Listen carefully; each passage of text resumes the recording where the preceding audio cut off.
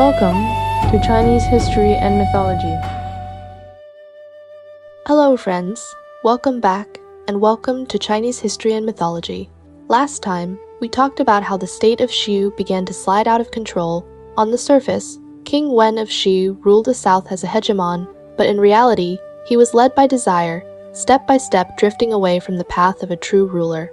Using the campaign against the state of Qi as an excuse, he first invited his guest with courtesy, then secretly laid a deadly trap. At the banquet, King Wen pretended it was a feast of gratitude, but soldiers were already hidden in ambush. When the Marquis of Qi arrived and the wine was halfway finished, King Wen suddenly changed his tone. Using the excuse of rewarding the army, he forced the Marquis to present his wife. The Marquis of Qi refused, and was seized on the spot. Immediately after, Qi troops marched straight toward the Qi royal palace. When Shi Guai heard what had happened, she sighed that this disaster was caused by inviting the wolf into the house. She tried to end everything by jumping into a well, but Dodan stopped her and said, "If you die, the Marquis of Qi will die as well." Forced to live on, she was taken away. King Wen of Qi then used both threats and promises. He vowed not to kill the Marquis of Qi and not to destroy the ancestral temple. Yet right there in the military camp, he made Shi Guan his consort. Because her face resembled peach blossoms, she became known as the Peach Blossom Lady. The Marquis of Qi was confined by the Ru River, given only 10 households to guard his ancestral shrine. In the end, he died in sorrow and resentment. His state was ruined, his people were lost, his honor was destroyed. At this point, the original text delivers a cold judgment. The lawlessness of the King of Qi had reached its limit, but the story does not end here. Now, let us continue. In the first month of the first year of King Xi of Zhou, Duke Huan of Qi held court. After the ministers finished their audience, Duke Huan asked Guan Zhong, "By following Zhongfu's guidance, our state has risen quickly. Now our troops are strong, our grain is abundant, and the people understand ritual and justice. I want to build alliances and bring peace to the 4 directions. What do you think?" Guan Zhong replied, "Today, many states are stronger than Qi. To the south there is Chu, to the west there are Qin and Jin. Each dominates its own region, but because they do not respect the king, none can become hegemon of the Central Plains. Although the Zhou royal house has declined, it is still the common master of all under heaven. Since the eastern migration, the lords have stopped coming to court and stopped offering tribute. That is why the Marquis of Zheng shot King Huan in the shoulder, why 5 states disobeyed King Zhuang's command, and why the people no longer know their former rulers and ancestors.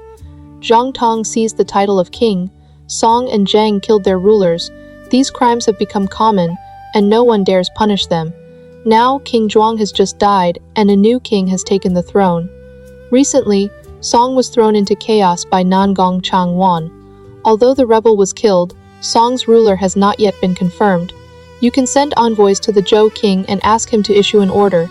Let the lords gather and formally confirm the ruler of Song. Once the ruler of Song is established, you can use the Son of Heaven's authority to instruct the lords. Internally, they must honor the royal house. Externally, they must resist the tribes on all sides. Among the states, the weak should be supported, the strong should be restrained. Those who are chaotic and disobey common commands should be jointly punished. When the lords see that Qi is fair and selfless, they will all come to court at Qi. Without moving a single soldier, hegemony can be achieved. Duke Huan was greatly pleased. He sent envoys to Luoyang to see King Xi of Zhou and request an order for a general assembly. King Xi said, "My uncle has not forgotten the Zhou royal house. This is our good fortune. The lords along the Sai River obey only you. I cannot command." Kaya, who came despite his hatred of Chu. Seeing that Qi had not brought a single chariot or horse, they said to each other, "Qi is sincere." Each state withdrew its troops 20 li. At the end of the second month, Duke Huan asked Guan Zhong, "Some lords have not arrived. Should we postpone?" Guan Zhong replied, "The saying goes, 3 make a crowd. Now 4 lords have arrived. We cannot say there is no crowd.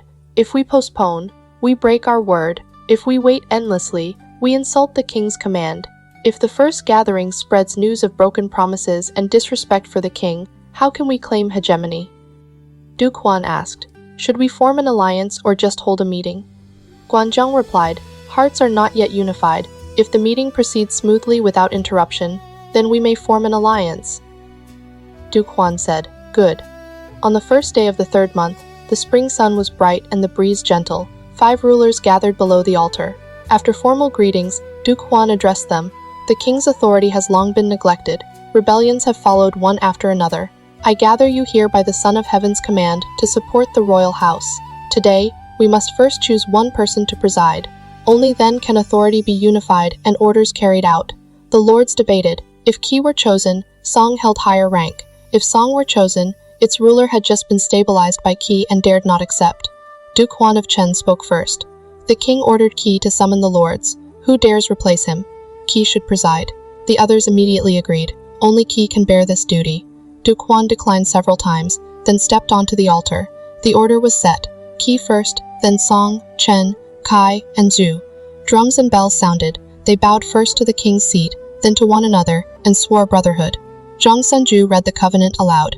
We, Qi Xiaobai, Song Yu Shou, Chen Chu Ju, Kai Shan Wu, and Zhu Ke, by the Son of Heaven's command, gather at Bixing to support the royal house, aid the weak, and resist the strong. Whoever violates this covenant shall be punished by all. This was the first of Duke Huan's 9 assemblies recorded in the Analects. After the rites, Guan Zhong stepped forward. Lu, Wei, Zheng, and Cao defied heaven by not attending. They must be punished. Duke Huan raised his hand. Our troops are insufficient. I ask you to assist, Chen, Kai, and Zhu all agreed. Only Song remained silent. That night, Duke Huan of Song returned to camp and said to Dai Shupai, Qi oversteps his rank and wants to command us. We will exhaust ourselves for him. Dai Shupai replied, half the lords did not come. Qi lacks real force. If he subdues Lu and Zheng, he will succeed. Qi's hegemony does not benefit Song. If Song withdraws, the others will scatter. We came only to confirm the ruler. Our task is done. Let us leave. Before dawn, Song departed. Duke Huan was furious and wanted to pursue. Guan Zhong said, to chase him is improper. We could ask the king to punish him, but there is something more urgent. What is more urgent? Duke Huan asked. Lu is near, Song is far. If Lu does not submit first, how can Song? He proposed attacking Sui, a weak vassal of Lu. Lu was terrified. After debate, Lu chose peace. Qi withdrew to Qi. Lu Zhuang met Qi at Qi. General Cao Mo accompanied him. At the altar, armed and tense, Cao Mo seized Duke Huan by the sleeve and demanded the return of Lu lands. Guan Zhong advised acceptance. Duke Huan said, very well, I agree. Only then did Cao Mo release his grip. He took the jade bowl from Xi Peng's hands. Both rulers drank the blood. Cao Mo said, Guan Zhong controls Qi's military and civil affairs. I wish to drink together with Zhang. Duke Huan said, why must Zhongfu drink? Come, I will swear with you. He pointed to heaven and the sun and said, I will never regret returning the lands of Wenyang to Lu. If I break this promise, may heaven not forgive me. Only then did Cao Mo drink the blood. He thanked Duke Huan for his sincerity. When the rites were finished, Prince Chengfu and the others were furious. They asked Duke Huan to detain the ruler of Lu and avenge Cao Mo's disturbance. Duke Huan said, I have already promised Cao Mo. Even common people cannot break an oath. How could I, as a ruler of a state? Hearing this, the others had no choice but to stop. The next day, Duke Huan prepared a farewell banquet at the guest lodge. He drank freely with Duke Shuang of Lu. Then he ordered the southern district officials to return all the fields and lands of Wenyang that had been seized in the past and give them back to Lu in full. In the past, states acting as alliance leaders often invaded others at will. Duke Huan did not do so. Cao Mo's resentment was something others could not swallow. Duke Huan bore no grievance. This was exactly how he conquered the lords and pursued hegemony. A poem once said, great hegemonic force swallow eastern Lu. How could a single sword display its power? To subdue the lords with trust and justice, one must not begrudge a patch of Wenyang land. Another poem was written especially about Cao Mo threatening Duke Huan. It praised him as the ancestor of later knights errant. The poem said, weapons bristled like waves, sword in hand, he mounted the altar with bold spirit. 3 defeats washed away in a single day. For 1,000 years, knights would name Cao first. When the lords heard of the alliance at Qi, they all admired Duke Huan's trustworthiness. Wei and Cao both sent envoys to apologize and request entry into the alliance. Duke Huan agreed with them and decided to set the alliance date after the campaign against Song. Once again, envoys were sent to Zhou to accuse Duke of Song for disobeying the royal command, and leaving the meeting midway, they asked the Zhou king to send royal troops to punish him. So King Xi of Zhou ordered the minister Den Mi to lead royal forces and join the Qi army to attack Song. At this time, scouts reported Chen and Cao both had troops ready. They wished to join the campaign against Song and serve as the vanguard. Du Quan ordered Guan Zhong to lead one army ahead to join the Cao forces. He himself led Shipeng, Prince Chengfu, Dong Guoya, and others, commanding the main army. They advanced and gathered at Shangqiu. This was the spring of the second year of King Xi of Zhou. Guan Zhong of Qi had a favored concubine named Jing. She was from Zhongli. She was skilled in writing and very shrewd. Du Quan was fond of women. Whenever he traveled, he required royal consorts and palace women to accompany him. Guan Zhong also brought Jing along. That day, Guan Zhong led his troops out through the south gate. After traveling more than 30 li, they reached Mount Now. There he saw a rural man. He wore rough cloth clothing. He was barefoot and wore a broken straw hat. He was herding cattle at the foot of the mountain. When Guan Zhong saw him, the man was knocking on an ox horn and singing. From his carriage, Guan Zhong sensed this man was unusual. He ordered someone to give him wine and food, then continued on his way. After eating and drinking, the man said, "I wish to pay my respects to Chancellor Zhong." The attendant replied, "The Chancellor's carriage has already passed." The man said, "I have one sentence. Please pass it on to the Chancellor." The white waters flow vast and mighty. The attendant hurried after Guan Zhong's carriage and relayed the message. Guan Zhong was puzzled and did not understand, so he asked his concubine Jing. Jing said, "I have heard of an ancient poem called White Water. It says, 'The white waters flow vast, the small fish dart about. If my lord comes to summon me, how can I remain at ease? This man likely seeks office.'" Guan Zhong immediately ordered the carriage to stop and sent someone to summon the man. The man returned the cattle to the village and came with the messenger. When he met Guan Zhong, he only clasped his hands in greeting. He did not kneel. Guan Zhong asked his name. The man replied, "I am a farmer from the countryside of Wei.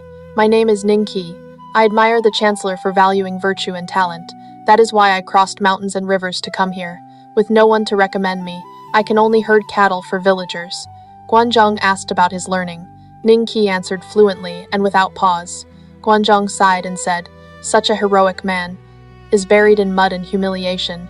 Without recommendation, how can his talent be known? Our main army will arrive here in a few days. I will write you a letter. Take it and go see our ruler. He will surely employ you."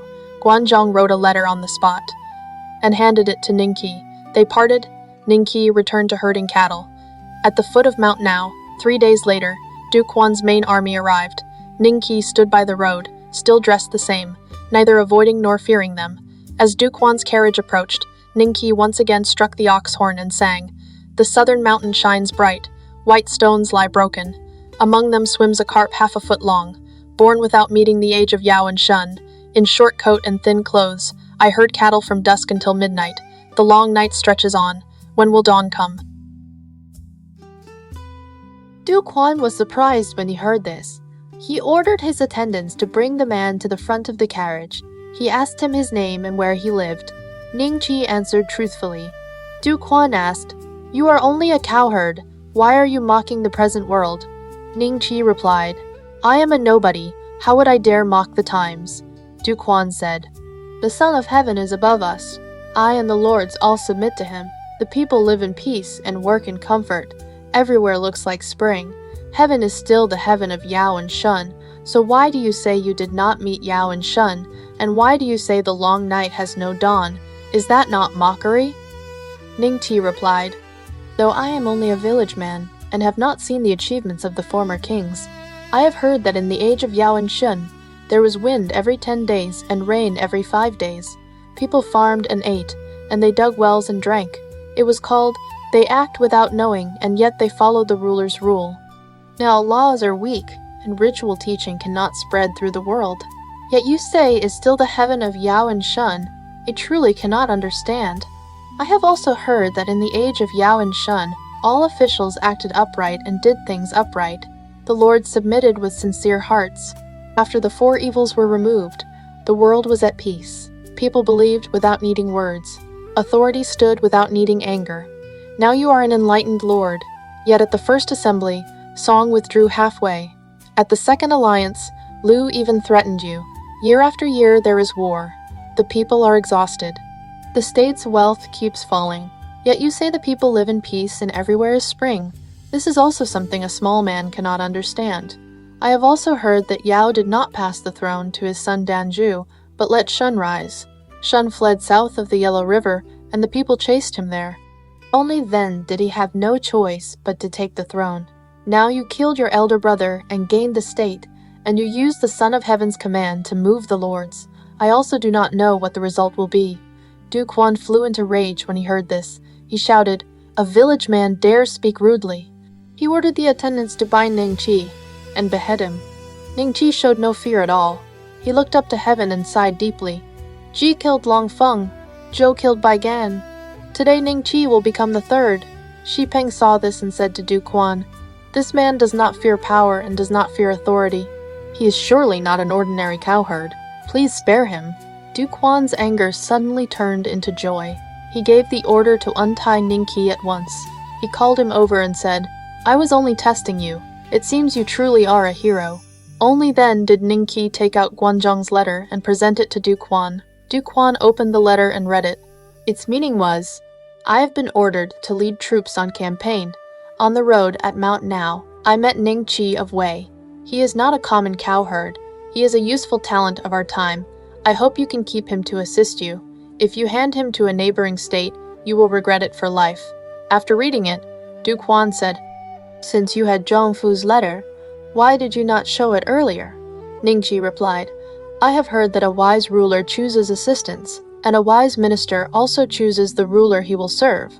If you hated honest speech and liked only flattery, then no matter how harsh you were to me, I would rather die than produce the chancellor's letter." Duke Huan was very pleased. He let Ning Qi sit in the rear carriage. That night, after the army made camp, Duke Huan held up a candle and hurriedly searched for clothes and a hat. The palace eunuch Diao asked, "Are you looking for clothes and a hat in order to promote Ning Qi?" Duke Huan said, "That is exactly right," eunuch Diao said. "Wei is not far from Qi. Why not send someone to check his background first? If he is truly worthy, it will not be too late to grant him rank," Duke Huan said. "This man is open and broad, and he does not care about small rules. In Wei, he may have committed faults. If we discover faults, granting rank will look shameful. But if we abandon him, it would be a pity." So under the candlelight, he appointed Ning Qi as a grand officer. He let him join Guan Zhong in managing state affairs. After Ning Qi changed his clothes and hat, he gave thanks and withdrew. An old bearded man wrote a poem. In short coat and thin clothes, the cowherd lived in poverty. He did not meet Yao and Shun, but he met Duke Huan. After the knocking song fell silent, no flying bear entered dreams again. When Duke Huan's army reached the border of Song, Duke Xuan of Chen and Duke Zhuan of Cao had already arrived. Soon, the troops of Zhou's minister Danzi also arrived. After meeting, they discussed plans to attack Song. Ning Qi said, "My lord acts under the Son of Heaven's command and gathers the lords. If you rely on force, it is not as good as relying on wisdom. In my view, do not move troops yet. Though I am not capable, I am willing to use my tongue to persuade Song to make peace." Duke Huan was pleased. He ordered the army to camp at the border. He sent Ning Qi alone into Song. Ning Qi rode a small cart with a few attendants. He went straight to Suyang to seek an audience with the ruler of Song. The ruler of Song asked Dai Shupai, "Who is Ning Qi?" Dai Shupai replied, "I have heard he is a village cowherd, newly raised up by Duke Huan. He must be very eloquent, and he was sent to persuade us." The ruler of Song asked, "How should we treat him?" Dai Shupai said, "Let him enter, but do not treat him with ritual. Watch his movements and his reaction. If he speaks even one improper word, I will tug my belt as a signal, and warriors will seize and detain him. Kei's plan will collapse." The ruler of Song agreed and had warriors prepared. Ning Qi entered wearing a wide robe with a long sash. He lifted his head and chest and walked in. He made a long formal salute. The ruler of Song sat upright and did not respond. Ning Qi lifted his head and sighed deeply. "Danger, Song." The ruler of Song was startled and said, "I sit in the seat of highest rank among the lords. What danger is there?" Ning Qi said, "Compared with the Duke of Zhou, who is more capable, you or he?" The ruler of Song said, "The Duke of Zhou was a sage. How would I dare compare myself to him?" Ning Qi said, "When Zhou was strong, the Duke of Zhou brought peace to the world. The tribes in all directions submitted. Even so, he still gathered heroes from everywhere. You are facing the edge of ruin. You stand among competing powers. After 2 ruler killings, even if you humbled yourself like the Duke of Zhou before wise men, they still might not come. Yet now you are arrogant and you slight the virtuous. In such a situation, even good words cannot be spoken before you. Is that not extremely dangerous? The ruler of Song was stunned. He quickly rose from his seat and said, "My time on the throne is short. I have not heard your teaching. Please do not blame me." Dai Shupai saw the ruler of Song had been moved. He kept pulling his belt as a signal, but the ruler of Song ignored him. The ruler of Song said to Ning Qi, "Sir, what guidance have you brought today?" Ning Qi said, "When the Son of Heaven loses power, the lords scatter. Ruler and minister lose their boundary. That is why ruler killing becomes common. Duke Huan cannot bear to see the world so chaotic. He acts under the Son of Heaven's command and presides over the alliance. You were listed among those summoned. Duke Huan also intended to secure your rightful throne, yet you betrayed the meeting midway. Does that not mean your throne was never truly confirmed? Now the Son of Heaven is furious. He has sent his minister, and he has united the armies of the lords to punish Song. You first betrayed the royal command. Now you resist the royal troops. Without even fighting, I can already predict who will win and who will lose," the ruler of Song said. "In your view, what should I do?" Ning Qi replied, "In my foolish view, do not begrudge a small gift. Bring gifts and form an alliance with Qi. Above, you will not lose the ritual duty of a Zhou vassal. Below, you will win the alliance leader's favor. Your state will not move a single soldier, and yet it will stand secure as Mount Tai." The ruler of Song asked, "I made a mistake and did not stay to the end of the meeting. Now Qi presses me with heavy troops. How would they accept my gifts?" Ning Qi replied, "Duke Huan is broad-minded. He does not count others' faults and does not remember old hatred. Lu did not attend the assembly. Yet at Qi, an alliance was made, and Qi returned all the seized lands to Lu. Besides, you did attend part of the meeting. How could Qi refuse to accept?" the ruler of Song asked. "Then what gifts should I bring?" Ning Qi said, "Duke Huan uses ritual to live in harmony with neighbors. He always gives others more and takes back less. Even a little dried meat is enough. Must you empty your treasury?" The ruler of Song was delighted. He sent envoys to follow Ning Qi to the Qi camp to seek peace. Dai Shupai withdrew in shame. When the Song envoys met Duke Huan, they conveyed the ruler of Song's apology and requested entry into the alliance. They offered 10 pieces of white jade and 1,000 Y of gold. Duke Huan said, "The Son of Heaven has an order. How would I dare decide on my own? We must ask the royal minister to report it to the Son of Heaven." Duke Huan then presented the gold and jade to Danzi to show Song's wish for peace. Danzi said, "If the lords have already shown generosity and accepted Song, and I hold proof in my hand, how could I refuse to obey when I report back to the Son of Heaven?" Duke Huan also had the ruler of Song write a letter to the Son of Heaven. Then they set a new meeting date. Danzi bade farewell and withdrew his troops. The Qi army also withdrew. The armies of Chen and Cao each returned home as well. After Duke Huan of Qi returned to his state, Guan Zhong submitted a memorial and said, "Since King Ping of Zhou moved the capital east, no state has ever been stronger than the state of Zheng. Zheng destroyed the state of Guo and built its capital there. It has Mount Song in front, the Yellow River behind, the Luo River on the left, and the Ji River on the right. Because of these natural defenses, Zheng is famous throughout the world. In the past, Duke Zhuang of Zheng relied on this terrain to defeat Song. He destroyed the state of Su.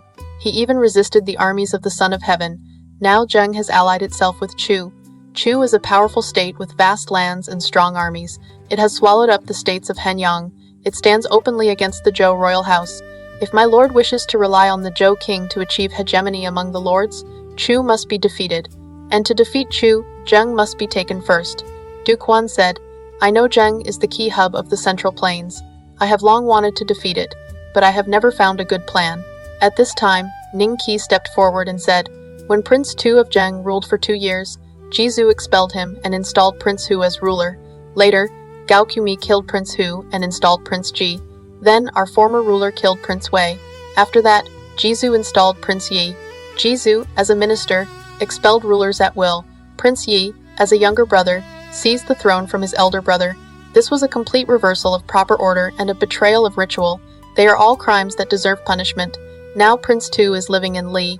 He thinks every day about returning to Zheng, and now Jizhu is dead. Zheng no longer has capable men. My lord can order a general to go to Li and escort Prince Tu back. Prince Tu will surely be grateful for this favor. He will certainly come to pay homage to Qi. Duke Huan approved of this plan. He ordered Bin Su Wu to lead 200 war chariots. They set up camp 20 li from Li. Bin Su Wu first sent a messenger to inform Prince Tu of Duke Huan's intention. At this time, Prince Tu of Zheng had heard that Jizhu had died. He had already sent trusted men to Zheng to gather news. Suddenly, he learned that Duke Huan was sending troops to escort him home. He was overjoyed. He immediately left the city to welcome them. He held a grand banquet. While Prince Tu and Bin Su Wu were speaking, the men sent to Zheng returned. They reported, Zhizhang is dead.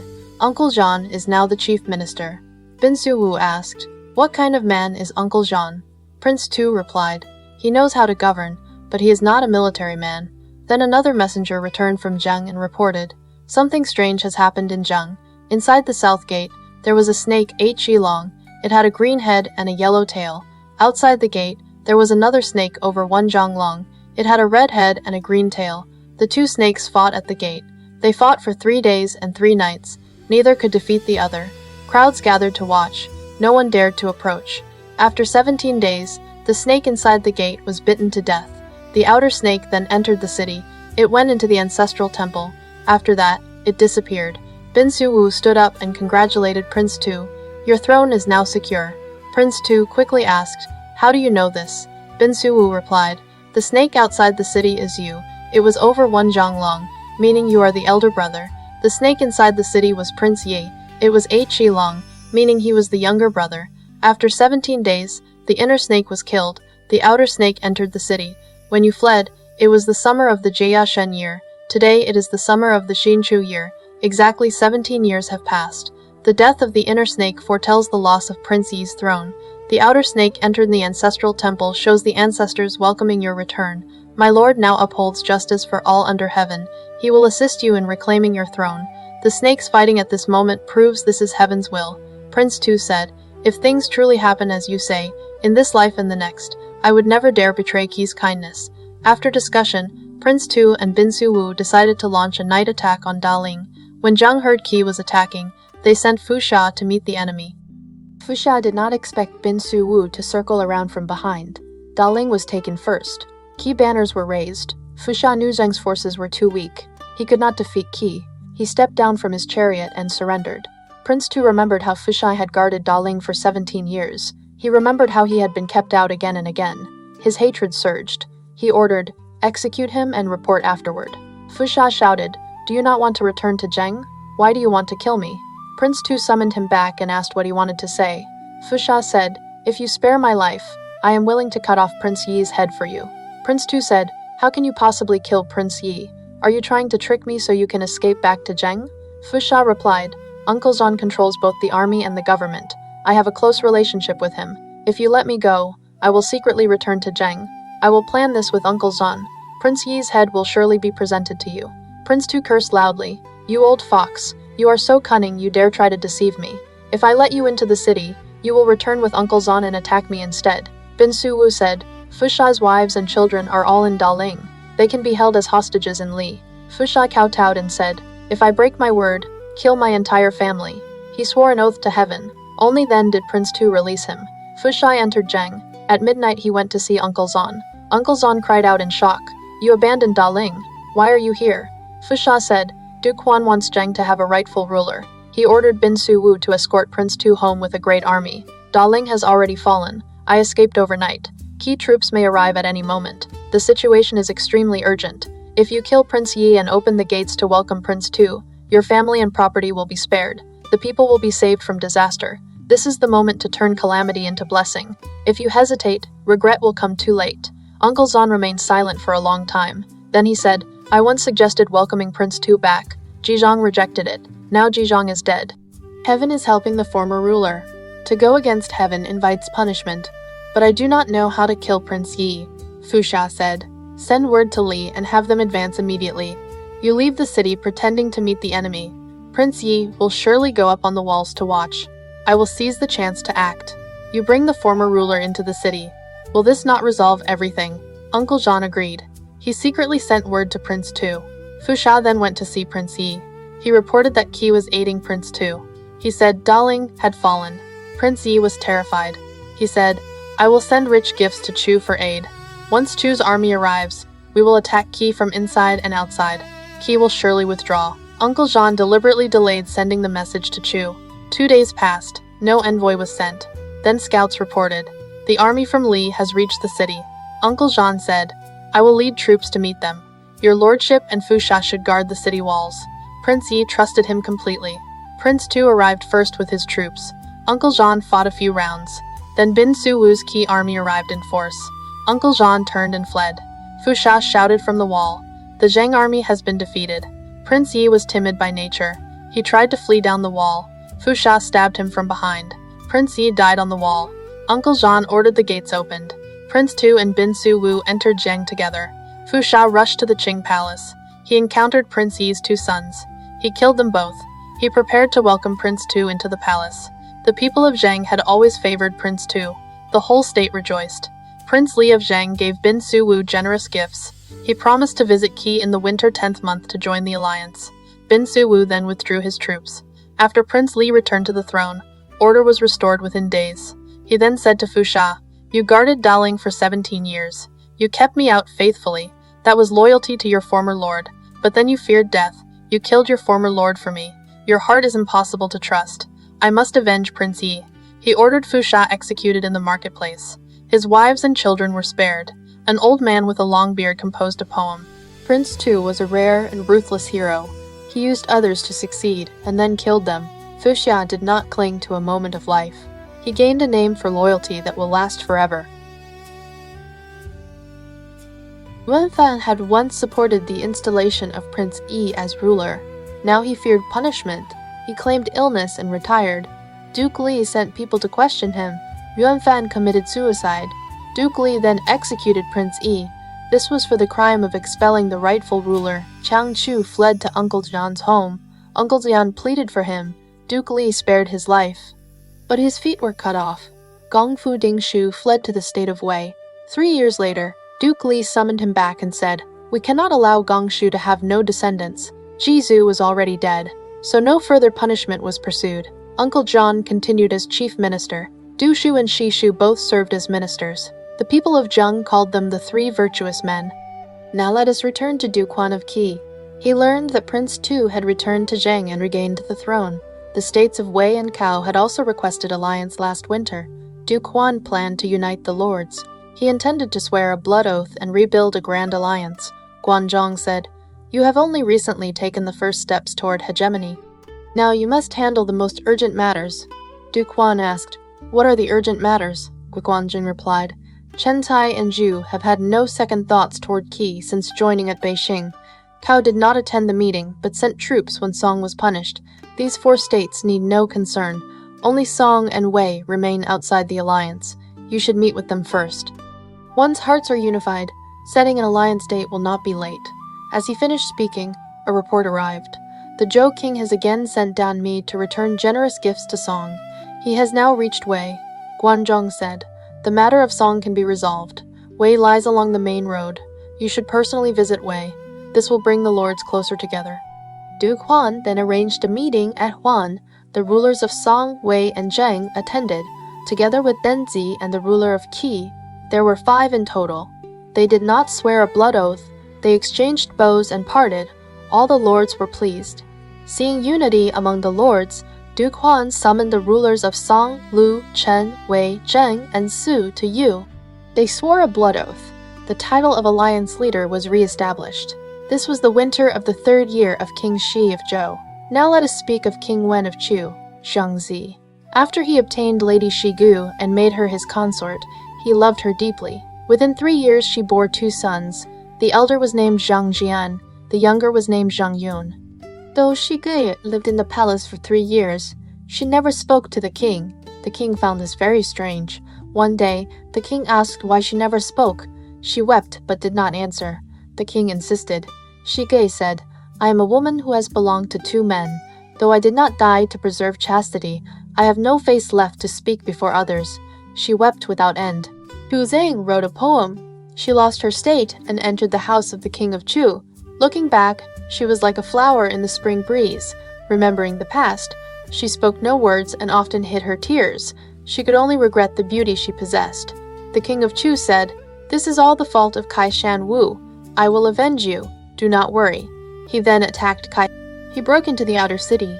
Marquis Shen Wu of Kai stripped his upper garments and begged for mercy. He offered all the jade treasures of the state. Only then did the Chu army withdraw. At this moment, Prince Tu of Zhang sent envoys to announce his restoration. The king of Chu said, "He was restored 2 years ago and only now informs me. This is great disrespect." He then attacked Zhang. Zhang apologized and sought peace. The king of Chu agreed. In the 4th year of King Xi, Prince Tu of Zhang feared Chu. He dared not attend court in Qi. Duke Huan sent envoys to summon him. Duke Li sent Chief Minister Uncle Jean to Qi. Uncle Jean said, "Our state is harassed by Chu. We must defend the walls day and night. We have no chance to breathe. That is why we did not come this year.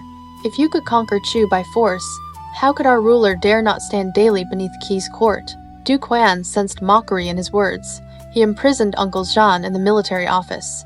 Uncle Jean later escaped back to Zhang. From then on, Zhang allied with Chu and became hostile to Qi. In the 5th year of King Xi, the king died suddenly. His son Lang succeeded him. He was known as King Hui. In the 2nd year of King Hui, King Wen of Chu became immoral and cruel. He neglected state affairs. He frequently waged war. He allied with Ba to attack Shen. Then he disturbed Ba's army. The ruler of Ba was furious. He launched a surprise attack and seized the area. The defending general, Yan Ao, escaped by swimming through the Yang River. When he met the king of Chu, he was executed. The Yang clan all hated the king. They allied with Ba. They planned to act as internal supporters. Ba attacked Chu. The king of Chu personally led troops. They fought a great battle at Jin. Hundreds of the Yang clan had already mixed into the Chu army. They rushed toward the king. The Chu army fell into chaos. Ba seized the chance and defeated Chu. The king was shot in the face and fled. Ba did not pursue. They withdrew. The Yan clan followed them and became Ba people. The king returned to Fangcheng. At night he knocked on the gate. Yu Quan asked from inside, "Have you won?" The king answered, "I was defeated." Yu Quan said, "Since the former kings, Chu has never lost a battle. Ba is a small state. If the king personally leads troops and loses, will this not be laughed at? Now Wang does not submit. If you defeat Wang, you may redeem yourself." He closed the gate. The king said angrily, "If I do not win this time, I will not return." He attacked Wang. The king beat the drum himself. The soldiers fought desperately. At Jilin, they defeated Huang. That night, the king slept in camp. He dreamed. Shi Ho approached angrily and said, "What crime did I commit to deserve death? You seized my lands. You violated my wives. I have already reported this to heaven." He struck the king's face. The king screamed and awoke. His arrow wound burst open. Blood flowed endlessly. He ordered an immediate return. At Chu, he died at midnight. Yu Quan received the body and buried him. The eldest son Zhong Jian succeeded. Yu Quan said, "I wronged the king twice. Even if the king spared me, how could I live?" He told his family, "After my death, bury me at the gate, so my descendants know I guarded it." He committed suicide. Zhong Jian pitied him. He made Yu Quan's descendants gate officials for generations.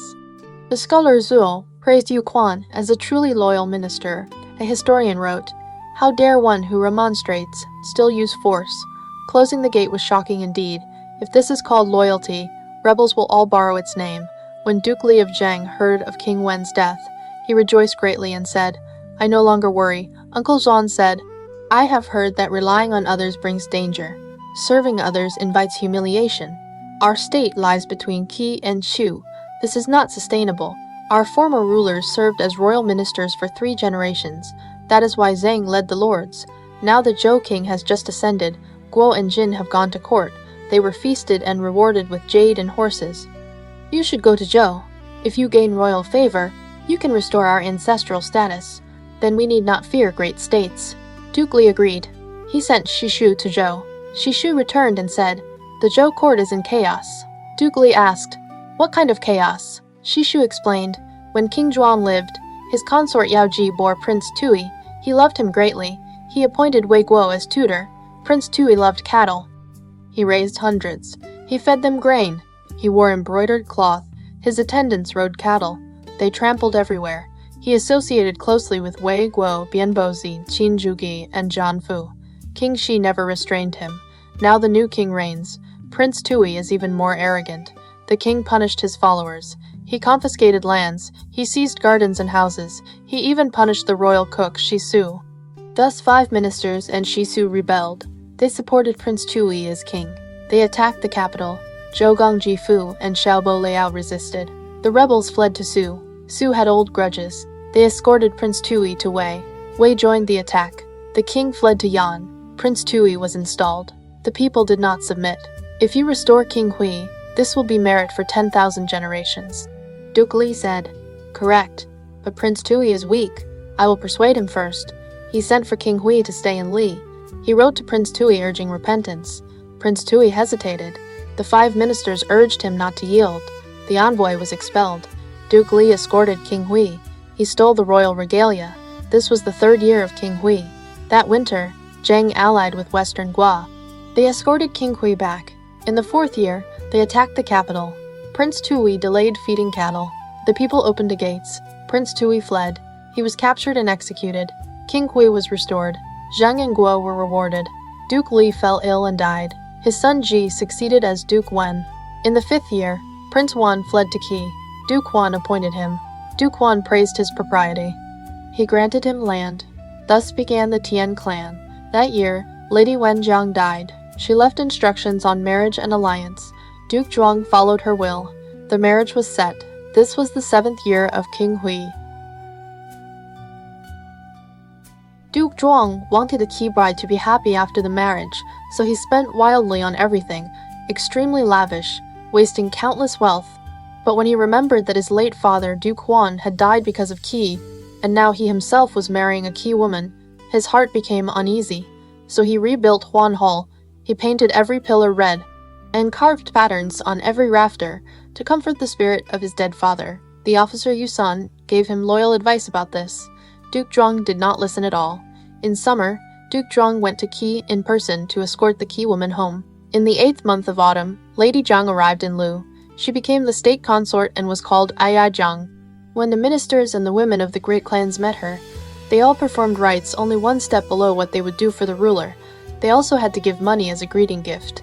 Men and women did it alike. Yusun sighed to himself. Among men, when they visit each other, the great give jade and silk, the lesser give birds and such, to show closeness. Among women, they only give melons, fruit, pears, and dates, to show sincerity. Now men and women give gifts the same way. That means there is no boundary between men and women. The separation of men and women is one of Lu's key rights. Now the consort has mixed it up. How can the state not perish? After Lady Jiang came to Lu, relations between Qi and Lu grew closer and closer. Duke Huan of Qi joined Duke Zhuang of Lu and attacked Su, and campaigned against the Rong. Both Su and the Rong willingly submitted to Qi. When Duke Huan of Zheng saw Qi's power growing, he feared Qi would attack Zheng, so he sent envoys to request entry into the alliance. In the 10th year of King Hui of Zhou, because Zheng requested to join, the marquis of Qi had the rulers of Song, Lu, Chen, and Zheng come to Yu. There they formed the alliance together. After that, all the lords of the Central Plains made covenants with Qi and submitted to Duke Huan. After Duke Huan returned, he held a banquet to reward his ministers. Halfway through the drinking, Bao Shuya said, "I have heard that an enlightened ruler and a worthy minister, even in joy, do not forget what they should worry about. I hope the ruler will not forget the days of exile. I hope Guan Zhong will not forget the days of imprisonment. I hope Ningqi will not forget the days of herding cattle." Duke Huan rose from his seat and walked over to thank Shuya. "I and all of you ministers will never enjoy ourselves and forget danger. This is the true root of Qi's endless fortune." That day everyone drank to their heart's content and left in good spirits. One day, a report suddenly came. The Zhou king has sent Xiaobo Liao. Duke Huan hurried to welcome him at the guest lodge. Xiaobo Liao came to read King Hui's command. The king granted Duke Huan the title of regional leader and raised him to the rank of Grand Duke. He gave him the authority to mobilize the troops of the states in war. He also brought a letter. It said, Wei Shuo helped Zetu seize the throne. Helping evil violates heaven's principle. I have held this grudge for 10 years and could not avenge it. Now I ask you, my uncle, to vent this anger for me. In the 11th year of King Hui, Duke Huan personally led chariots and troops to punish Wei. At this time, Duke Hui of Wei, Shuo, had already died. His son Qi had ruled for 3 years and was called Duke Yi. When Duke Yi heard Qi troops were coming, he did not ask why. He led troops out to fight and was badly defeated.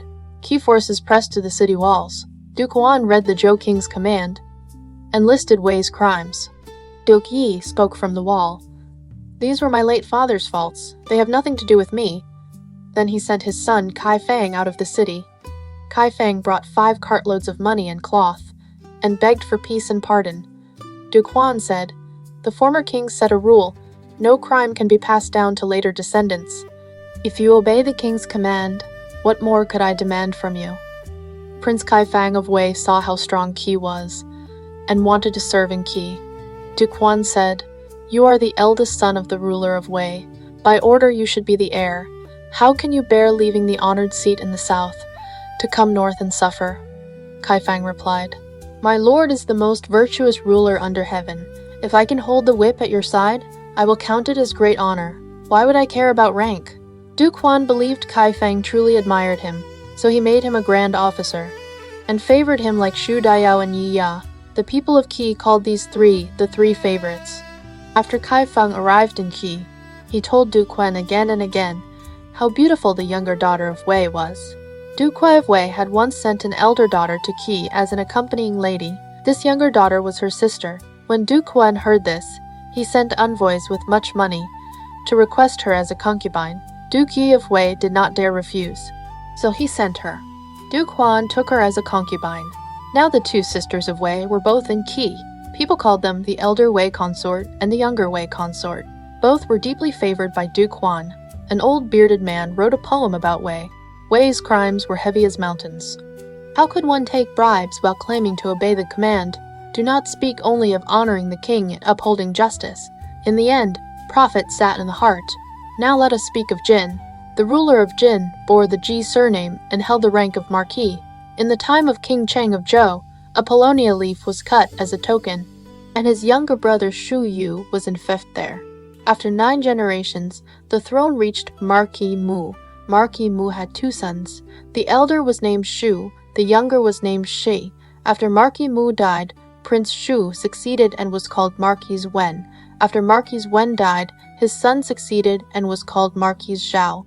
Because Marquis Zhao feared his uncle Hang Shu, he granted Kuo to his uncle, who was called the Earl of Kuo.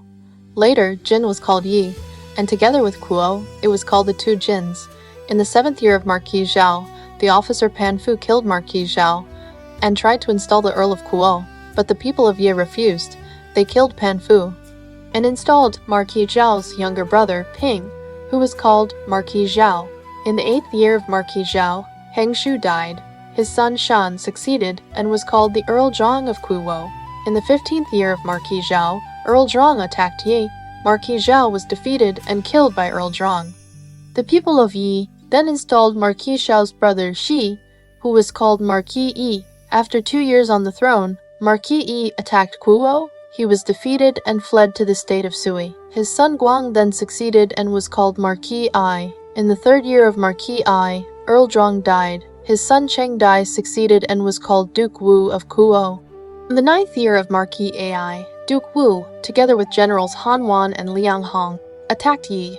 Marquis Ai was killed in fierce battle. King Huan of Zhou ordered the minister Guaogong Linfu to install Marquis Ai's younger brother Min as ruler, called Marquis Xiaozi. In the 4th year of Marquis Xiaozi, Duke Wu set a trap and killed him. After that, Kuo and Yi merged. The capital was set at Jiang, and it was still called Jin. Duke Wu loaded the state treasury's precious vessels onto carts and carried them to Zhou, presenting them to King Xi of Zhou. The Zhou king was greedy for wealth, so he appointed Cheng Dai as Marquis of Jin. Cheng Dai ruled 39 years and died. His son Guizu succeeded. This was Marquis San of Jin. Marquis San deeply disliked a warlike branch of the ancestral clan and thought they were a danger. The officer Shu Wei proposed a plan. First split them apart, then lure them and kill them all. To reward Shu Wei, Marquis San appointed him Grand Minister of Works. Shu Wei was ordered to build a great capital, and that was Jiang City. After Jiang City was completed, its grandeur rivaled the capitals of great states. Before Marquis Xian took the throne, he married Lady Jia as his wife, but had no children. He then married Lady Hu, the niece of the Quanrong leader. She bore him a son named Chang'er. He also married a woman of the Xiaorong, of the Yun clan, and she bore a son named Yi Wu. In Duke Wu's later years, he sought a wife from Qi. Duke Huan of Qi gave Duke Wu a niece, called Qi Jiang. By then, Duke Wu was old and weak, and could no longer enjoy women. Qi Jiang was young and beautiful. Marquis Xian desired her, secretly slept with her, and she bore a son. The child was secretly fostered in the Shen clan, and named Shen Sheng. When Marquis Xian took the throne, Lady Jia had died, so he made Qi Jian the principal wife. At that time, Chang'er was already 21. Yiwu was a little older than Shen Sheng, because Shen Sheng was the son of the principal wife. Rank was decided by the mother's status, not by age. So Shen Sheng was made crown prince. He appointed Du Yangquan as senior tutor, and Li Ke as junior tutor, to guide the crown prince. Qi Jiang later bore a daughter, and then died herself. Marquis Xian then married Lady Jiejun, younger sister of Lady Jia. Lady Jiajun had no children, so she raised Qi Jiang's daughter. In the 15th year of Marquis Xian, he attacked Li Rong. Li Rong asked for peace, and sent him 2 daughters. The elder was Li Ji, the younger was Shao Ji. Li Ji was as beautiful as Shi Gui, and as enchanting as Da Ji. She was full of schemes and tricks. Before Marquis Xian, she acted extremely loyal, and pleased him in every way. She often took part in state affairs, and 9 out of 10 times her words proved right. Marquis Xian loved her without limit, and stayed with her at all times. A year later, Lei Ji bore a son named Shi Qi. Another year passed, and Shao Ji also bore a son named Zhuaizi. Marquis Xian loved Li Ji, and was delighted that they had sons. Gradually, he forgot his earlier bond with Qi Jian, and planned to make Li Ji the principal wife. He ordered the grand diviner, Guoyan, to read the turtle shell for good or bad fortune. Guoyan presented the result. The divination words said, "Exclusive devotion turns into change. Beauty is taken away from the public. 1 fragrant herb and 1 stinking weed. Even after 10 years, the smell remains." Marquis Xian asked, "How do you explain it?" Guoyan replied, "Change means shifting. You wish to be exclusive, but disorder arises, so it is called devotion turning into change. To take means to seize, and beauty means what is fine. When disorder comes, good and bad are reversed, so it is called taking away the public's beauty. Fragrance is called fragrant herb, and stench is called stinking weed. Fragrance cannot cover stench, and the stench lingers for a long time, so it says even after 10 years the smell remains."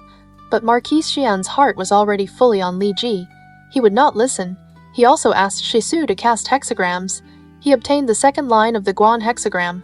It said, looking through, "It benefits the woman's steadfastness," Marquis Xian said. "Staying inside the palace and watching outside, this is exactly a woman's good sign of proper virtue. What could be more auspicious?" Guoyan said. "Since the beginning of heaven and earth, turtle signs came before hexagrams.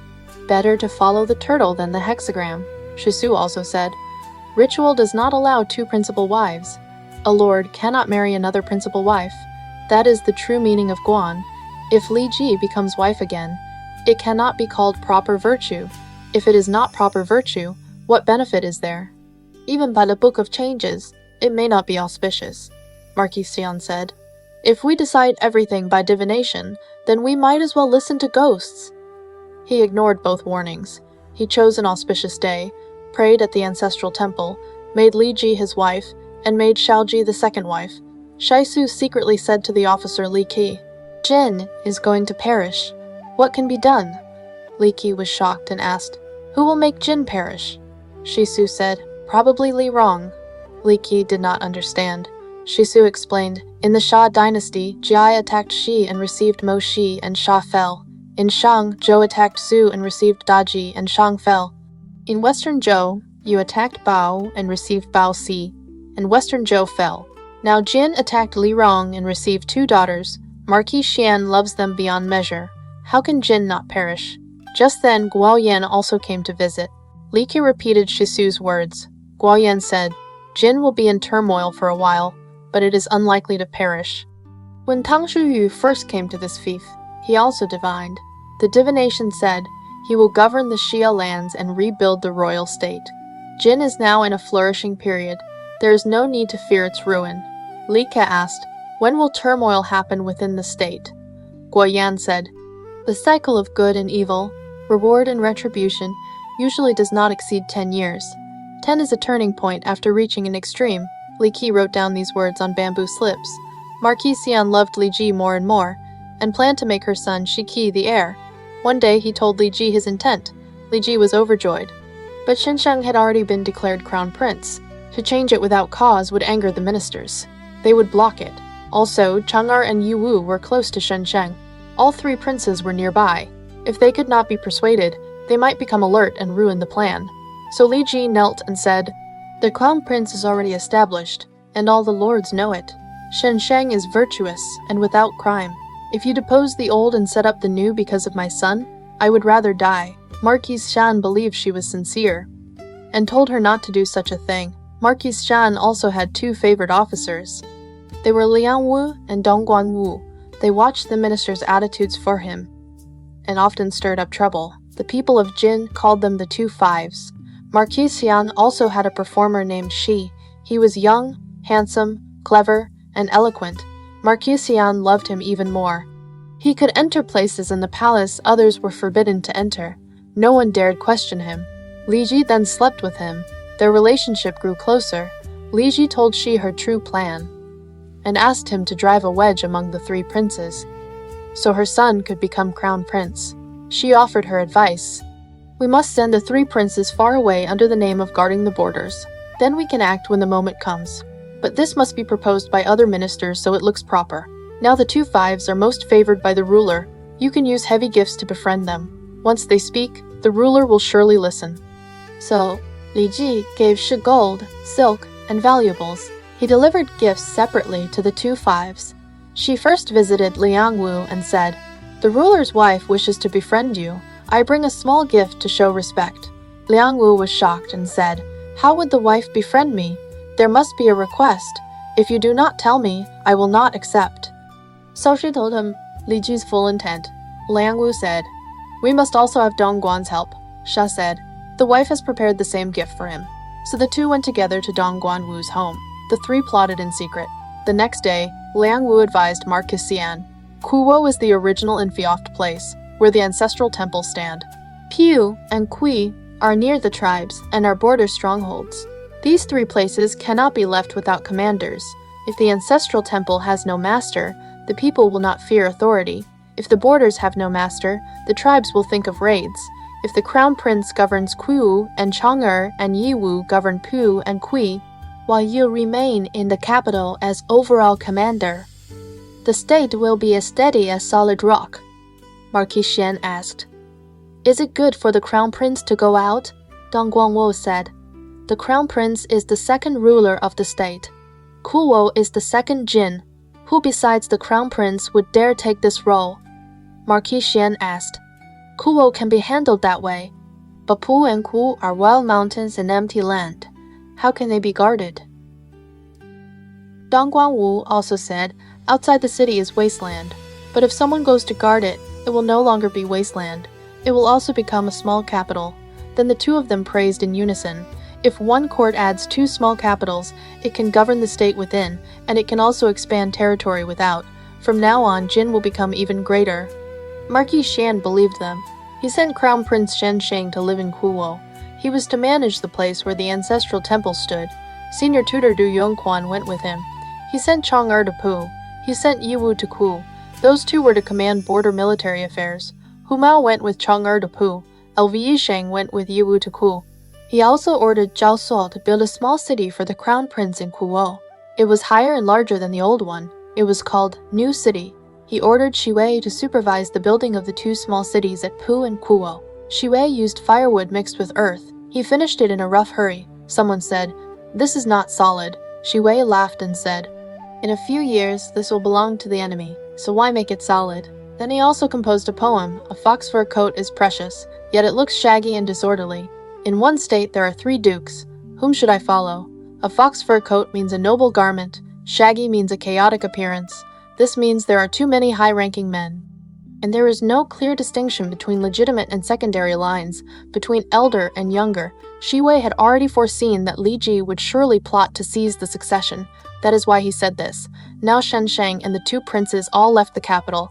They lived along Jin's borders. Only Shi Qi and Zhou Zi remained by the ruler's side. Li Ji now worked even harder to please Marquis Xian. She wanted to buy his heart completely. An old bearded man wrote a poem. Female beauty has always been the root of disaster. Li Ji's favor made Marquis Xian confused. They built border walls far away in vain. They did not know weapons were hidden at the palace gate. During this period, Marquis Xian built 2 new armies, the upper army and the lower army. He himself led the upper army. Crown Prince Shen Sheng led the lower army. He also brought ministers Zhao Su and Bai Wan to attack the states of Di, Wei, and Huo. They defeated all 3. They took their lands. Marquis Xian granted Di to Zhao Su. He granted Wei to Bai Wan as their fiefs. The crown prince won merit and built achievements. But the higher his merit rose, the deeper Li Ji's hatred became, and the more urgently she planned her schemes. Now let us speak of the brothers of Chu, Zhang Zhen and Zhang Yun. Though both were born to Lady Wen, Zhang Yun's talent far surpassed his elder brother Zhang Zhen. For this reason, Lady Wen especially favored Zhang Yun. The people of Chu also admired him. After Zhang Zhen took the throne, he grew jealous of his younger brother. He always wanted to find a chance to kill him and remove trouble, but many people around them defended Zhang Yun, so Zhang Zhen could never succeed. Zhang Zhen had little interest in state affairs. He only liked hunting. He ruled for 3 years with mediocre results. Zhang Yun saw clearly that his brother would never stop trying to kill him, so he secretly gathered brave men who would die for him. He waited for the right moment. When his brother went out hunting, he attacked and killed him. He returned and told Lady Wen that his brother had died of illness. Lady Wen had doubts in her heart, but she did not want to investigate, so she let the ministers support Zhang Yun to succeed. He was called King Cheng, because Zhang Jian did not govern the state and did not deserve to be ruler. He was called Du Ao. He was not treated with the burial rights of a ruler. King Cheng appointed his uncle, Prince Shan, as Ling Yin. This was Zi Yuan. After King Wen died, Zi Yuan had ambitions to usurp the throne. He also desired his sister-in-law Shi Gui. He longed day and night to have an affair with this unrivaled beauty. Moreover, Shang Jian and Shang Yun had been young. Zi Yuan felt respected and looked down on them. The only man he feared was Minister Dou Bobai. Dou Bobai was upright and impartial. He was also clever and resourceful, so Zi Yuan did not dare act. In the 11th year of King Xi of Zhou, Dou Baobi fell ill and died. Only then did Zi Yuan become reckless. He built grand halls beside the royal palace. Music and dancing filled his home every day without pause. He wanted to lure Lady Wen.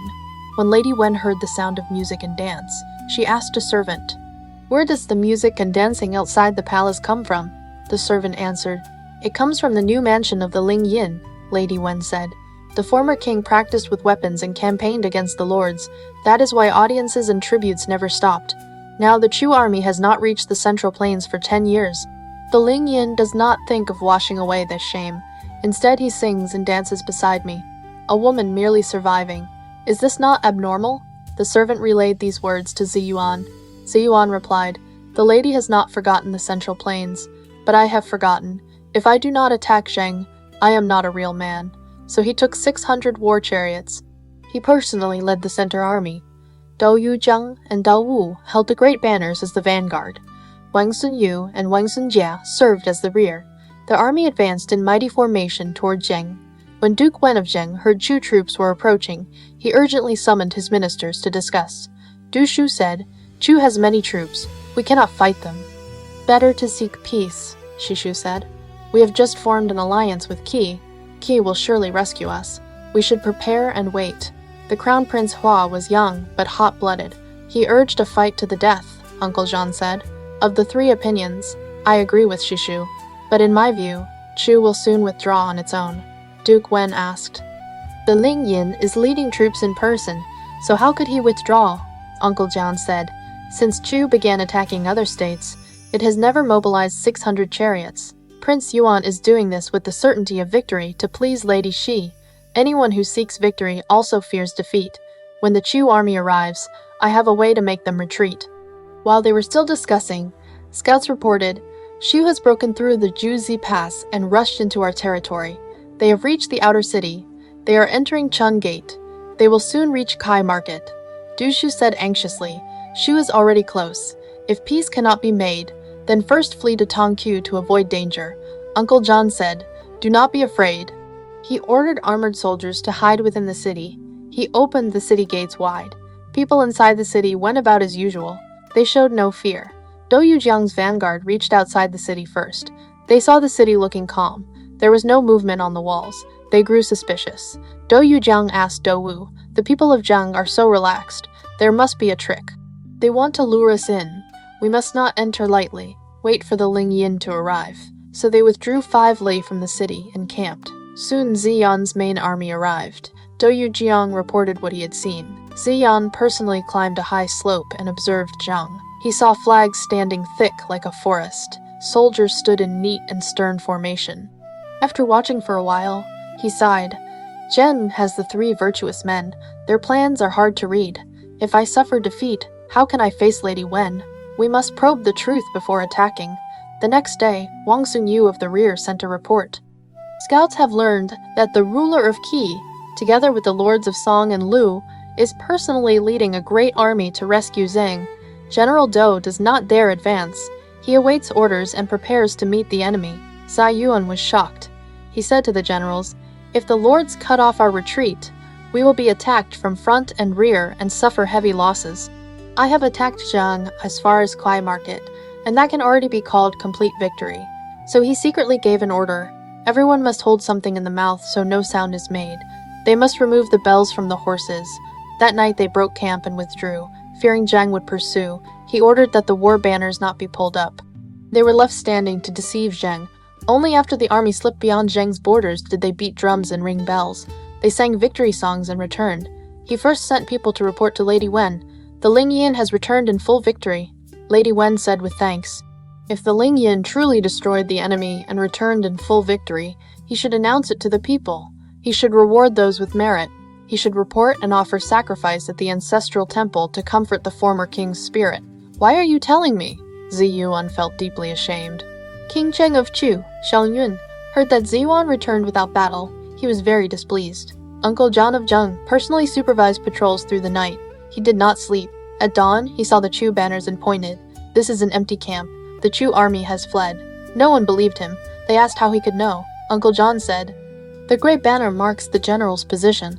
There should be deafening drums and noisy troops, but now many birds are crying on the banners, so I know no one is there. I believe the Allied rescue army was near."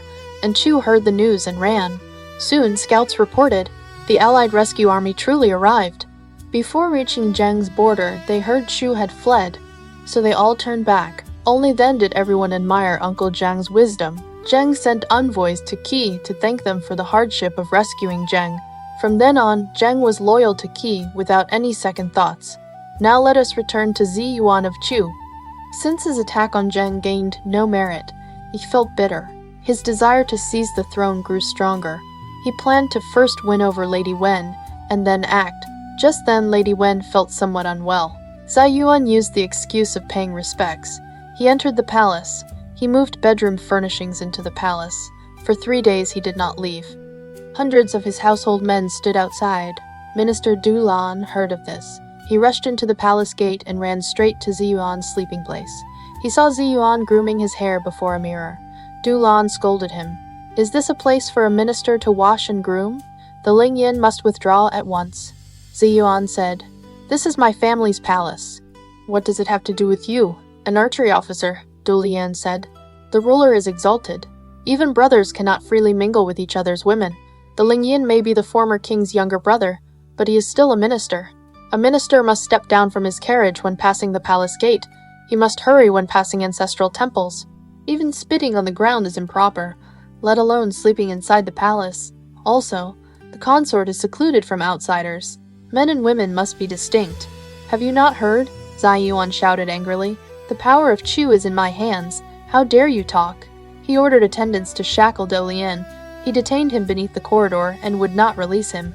Lady Wen sent a servant to plead urgently to Dou Guyutu, the son of Dou Bobai. She asked him to come solve this crisis. Dou Guyutu secretly reported to King Cheng. He arranged with Dou Wu, Dou Yujiang, and his own son Dou Ban. At midnight, they led troops to surround the palace. They hacked down Zhe Yuan's household men in chaos. The rest fled in terror. At this time, Zhe Yuan was asleep, holding a palace woman. He was jolted awake. He grabbed a sword and ran out. He ran into Dou Ban, who was coming in with sword in hand. Zhe Yuan shouted, "So you are the rebel?" Dou Ban replied, "I am not rebelling. I have come to kill the rebel." They fought within the palace. After only a few exchanges, Dou Yujiang and Dou Wu arrived. Zhe Yuan saw he could not win. He tried to flee through the gate. Dou Ban struck and cut off his head with one sword. Dou Guyutu released Dou Lian. Together they went outside Lady Wen's chamber. They kowtowed and asked after her health. Then they withdrew. The next morning, King Cheng of Chu, Zhongyun, entered the hall. After the ministers completed their audience, the king ordered Ziyan's entire family executed. A notice was posted on the main road listing Ziyan's crimes. An old bearded man wrote a poem about Ziyan, trying to lure Lady Wen. His lust was greater than his life. He cared neither for rank nor kin. Do not blame the madman for reckless thoughts. The Lady of Chu was the Lady of Qi. Now let us speak of Dou Guyutu's origins. His grandfather was Dou Ruo. He married the daughter of the ruler of Yun. They bore Dou Bogai. When Ruo died, Bobai was still young. He followed his mother to live in Yun. He came and went within the palace. Lady Yun loved him like her own son. Lady Yun had a daughter. She and Bobai were cousins. They played together in the palace from childhood. The elders never forbade it. Gradually, they formed a secret relationship. When the Yun daughter became pregnant, Lady Yun discovered it. She forbade Bobai from entering the palace again. She had her daughter pretend to be ill and live alone in a room. When the term was full, a son was born. Lady Yu had servants wrap the infant in clothing. They secretly abandoned him at Mengzai. She wanted to hide it from the ruler of Yun. She also wanted to protect her daughter's reputation. Bobai felt ashamed. He went with his mother to Chu to seek settlement. At that time, the ruler of Yun went hunting at Mengzai. He saw a tiger lying by a watery place. He ordered arrows shot, yet none struck, and the tiger did not move. He grew suspicious and sent people to look. They returned and reported, "The tiger is holding an infant. It is feeding him with tiger milk. It is not afraid of people at all." The ruler of Yun said, "This is a divine creature. Do not frighten it." After returning from the hunt, he told his consort, "I saw a strange thing at Mengzi." She asked what it was. He told her about the tiger nursing the baby. She said, "My lord does not know. That infant was thrown away by me." The ruler of Yun was astonished. He asked why she threw the infant away. She replied, "Do not blame me. This child was born from our daughter and Dou Bobai. I feared the rumor would ruin our daughter's name, so I had servants abandon him at Mengzai.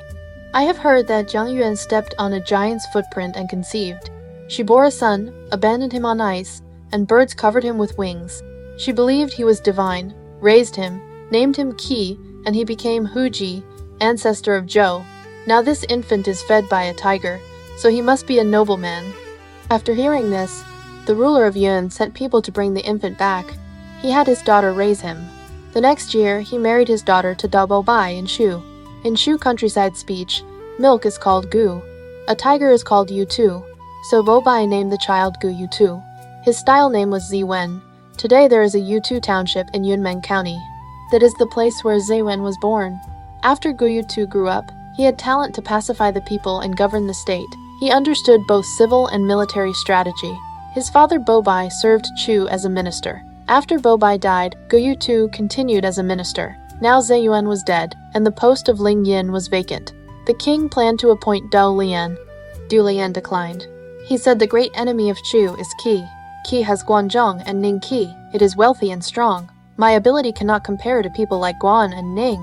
If you want Chu to revive and contend with the Central Plains, you cannot succeed without Gu Yutu. The officials all supported this. Only this man fits the post. The king approved. He appointed Gu Yutu as Ling Yin. The king said, Qi uses Guan Zhong and calls him Zhongfu. Now Gu Yutu will carry the burden of reviving Chu. He should also be addressed by his style name. so from now on he was called Ziwen and not by other names.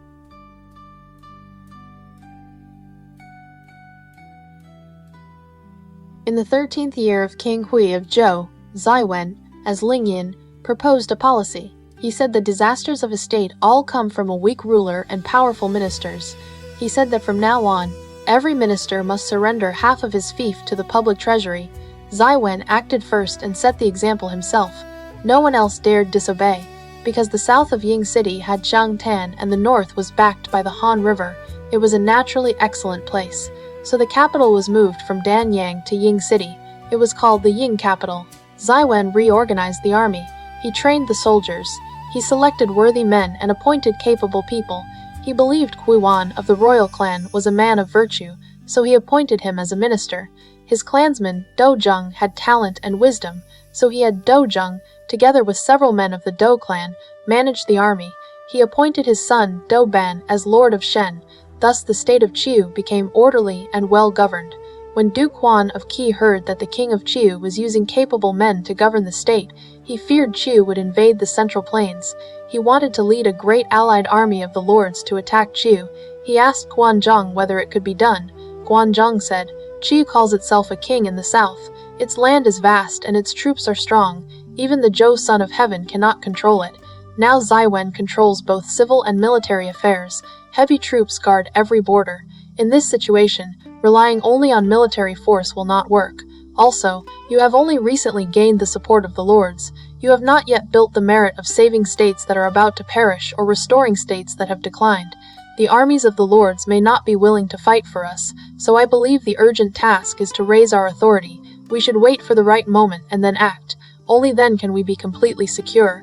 Duke Huan asked, "Since my former lord avenged the hatred of 9 generations, destroyed the state of Ji, and took Ji's lands into Qi, and since Zhong was once a vassal of Ji, and to this day it still refuses to submit, I plan to swallow it. What do you think?" Guan Zhong said. Zhong is a small state, but in the past it descended from a branch of the Grand Duke's clan. It shares the same surname as Qi. To annex a state of the same surname is not humane or righteous. You can order Prince Zhongfu to lead a great army to patrol near Ji's old city. Make it look as if you are about to attack. Zhong will surely be afraid. It will certainly come to submit. Then you gain the land without the crime of destroying your own kin. Duke Huan used Guan Zhong's plan. The state of Zhong truly grew afraid and came to surrender. Duke Huan said, "Zhongfu's planning is completely secure." While ruler and ministers were discussing state affairs, a senior minister suddenly reported, "Yan is being attacked by the troops of the Mountain Rong. They have sent people to request aid." Guan Zhong said, "If you want to attack Chu, you must first pacify the tribes. Once the tribal trouble is removed, you can focus fully on attacking Chu in the south." So how did Duke Huan subdue the Rong? In our next episode, we will continue the story.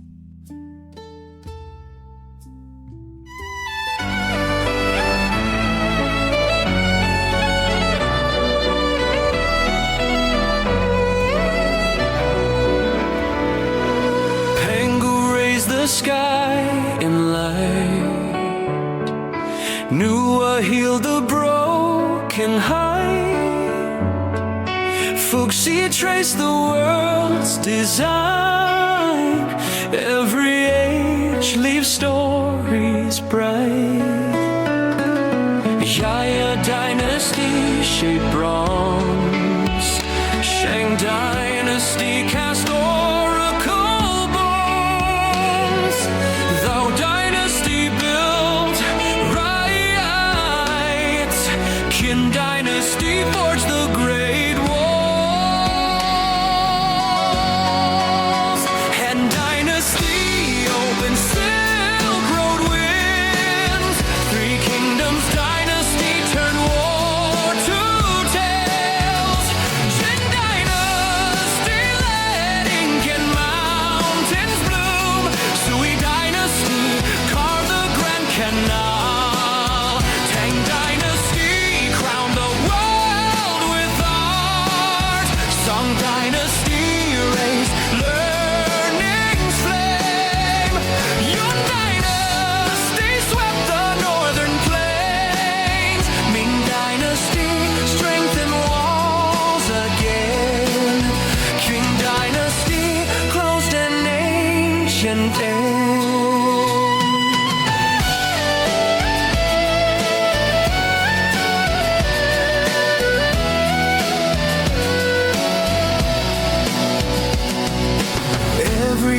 leave stories bright. History and myth ignite in endless light. China's history moves in mystery through the night. Footsteps of this land enchant the world in light.